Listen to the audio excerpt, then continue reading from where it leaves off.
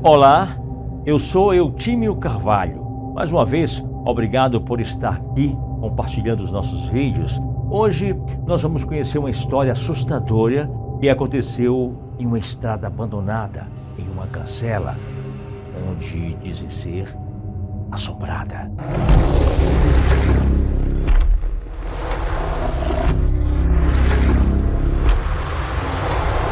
Eu me chamo Mel, tenho 22 anos e sou de Belo Horizonte, Minas Gerais. O relato a seguir foi me contado pela minha avó há cerca de 10 anos.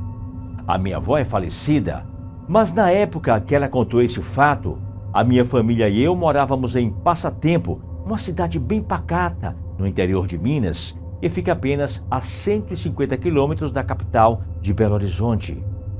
No interior da cidade de Piracema, em Minas Gerais, foi o palco onde tudo isso aconteceu. Há uns 50, 60 anos atrás, era mais interior ainda entre as regiões conhecidas como Passatempo, Desterro e Carmópolis, pois os limites não eram bem definidos. Então, Deus tinha um caso muito intrigante.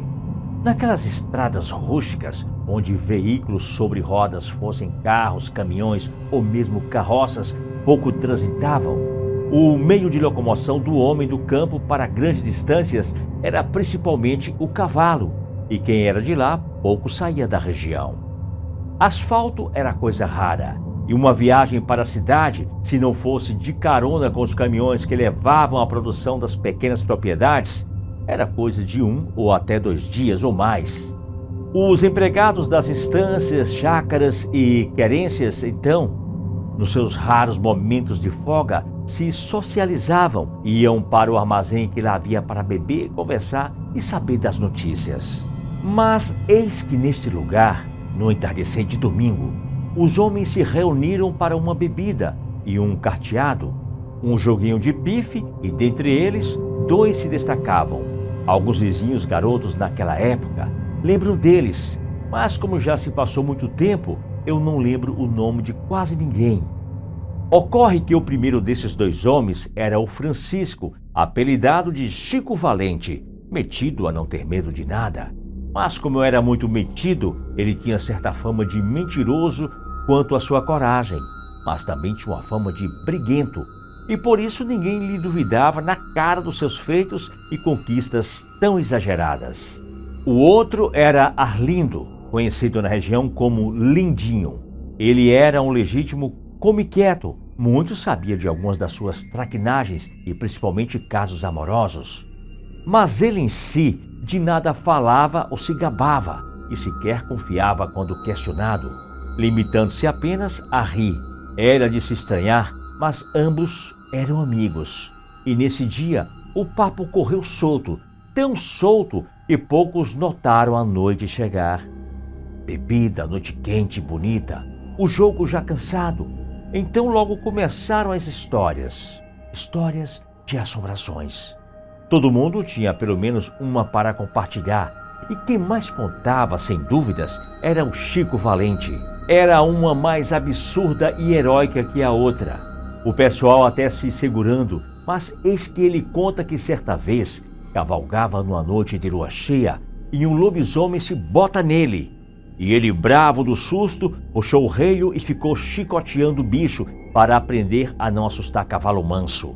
Até aí, o pessoal ia se segurando, quando então ele fez uma comparação entre a sua imagem com São Jorge e o lobisomem com o caído em forma de dragão. Afinal, a lua estava lá. O pessoal não se segurou mais, a risada foi geral.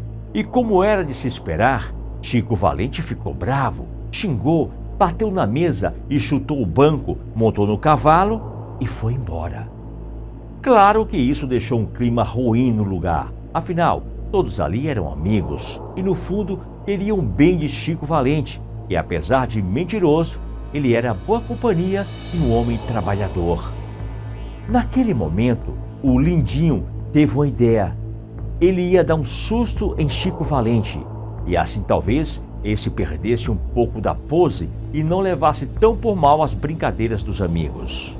Outros não arriscariam algo assim, mas ele era daqueles que se arriscava até demais e arriscaria até a raiva do amigo para não perder a oportunidade de fazer o que hoje chamamos de sacanear.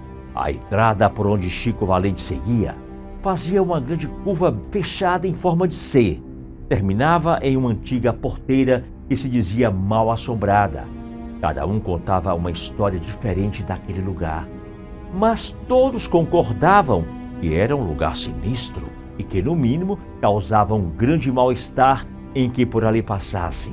Por isso, ninguém gostava de passar por ali, com aquela imensidão de campos e matos e ninguém por perto, principalmente sozinho e, em especial, à noite.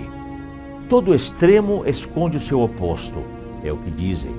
Se o Chico Valente gostava tanto de contar os seus causos heróicos, principalmente frente aos amigos, é porque algum medo ele tinha, pensava o Lindinho.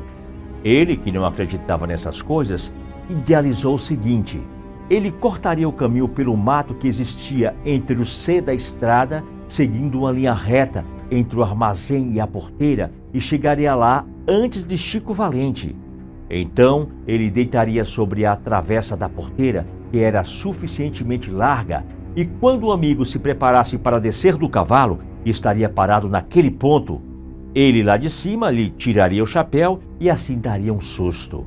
Rindo depois de contar os planos aos outros e sem perder tempo, ele atravessou a estrada em frente ao armazém e se embrenhou no mato. Momentos depois, pela estrada, Chico Valente chegava até a porteira. Apreensivo por estar naquele lugar, porém o seu cavalo estava calmo. Era crença na época e ainda hoje que os cavalos sentem coisas do outro mundo, e talvez sintam mesmo. A calma que o cavalo estava naquela noite o tranquilizava também.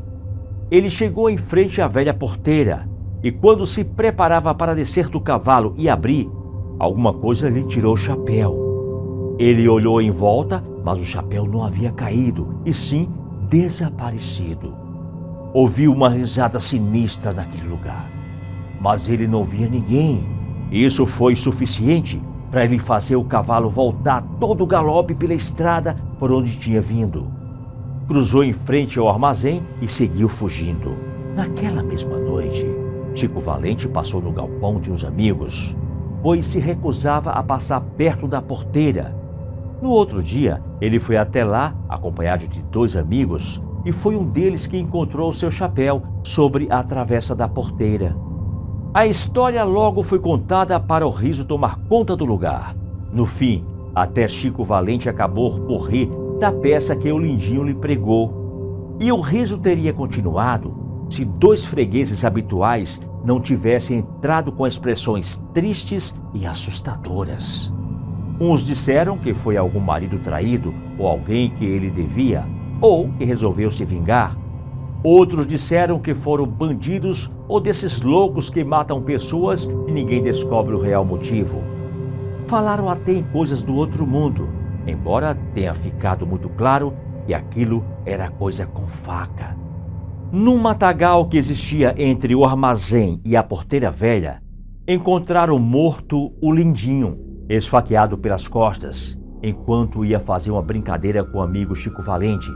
E assim ficou para a imaginação de todos da redondeza saber quem pegou o chapéu e riu de medo de Chico Valente, já que Lindinho morreu antes de fazer a brincadeira planejada. A porteira, até onde sei, está lá até hoje. A estrada mudou, mas ninguém a tirou de lá. Apenas a deixaram aberta no meio do campo, pois rumores corriam que à meia-noite a porteira se abria e se fechava sozinha. A porteira fica em Piracema, Minas Gerais, e é bem conhecido por todos os moradores, mas algumas décadas depois, o caso foi reaberto pela polícia e o inquérito concluiu que Lindinho foi morto por Chico Valente. Assim que Lindinho tirou o chapéu de Chico Valente, com susto e sem ver absolutamente nada, Chico Valente puxou seu canivete e deu cabo no amigo, achando que era de fato uma assombração. No entanto, isso é apenas especulação. Ninguém acredita de fato nessa versão do ocorrido. Será verdade? Um forte abraço e até o nosso próximo vídeo.